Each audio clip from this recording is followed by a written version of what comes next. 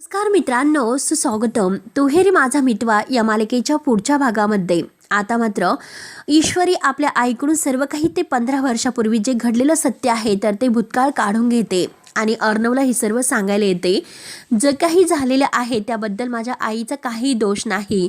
हा सगळा काही दोष आहे तर त्या बाईचा आहे की जिने माझ्या आईला तेथे जायला सांगितले. तेव्हा अर्णव रागाने विचारतो की ती बाई कोण आहे आणि त्या बाईला माझ्यासमोर आणून उभं कर आणि तेव्हा मात्र तुझ्या आणि तुझ्या आईच्या ह्या स्टोरीवर मात्र मी विश्वास ठेवेल. आता सुप्रिया आता ईश्वरीला येऊन भेटते आणि ईश्वरीला म्हणते की हे पग ज्या काही घटनेमुळे आतापर्यंत मी खूप काही अगदी सोसत आले, सगळं काही सहन करत आले, आता मात्र यापुढे मात्र त्या घटनेमुळे मी तुझ्या सुखी संसारात काही होऊन देणार नाही आणि तुला कोणताही त्रास सहन नाही करून देणार.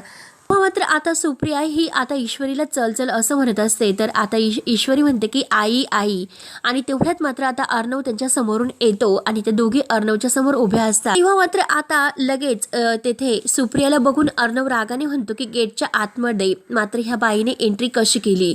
तेव्हा आता सुप्रिया म्हणते की हे बघा, माझी आणि तुमच्या वडिलांची साधी ओळख सुद्धा नव्हती. तेव्हा अर्णव म्हणतो की त्याचं प्रूफ द्या, तुमची यात काही चूक नाही, याचं प्रूफ मला द्यायचं आणि नंतरच माझ्या समोर यायचं. तेव्हा आता अर्णवचं हे रूप बघून सुप्रियाला खूप मोठा धक्का बसतो. तेव्हा आता सुप्रिया आणि ईश्वरी मिळून मात्र आता ह्या वल्लरीचं सत्य अर्णव समोर कसं आणतात हे बघण्यासाठी आपल्या चॅनलला नक्की सबस्क्राईब करत राहा. धन्यवाद.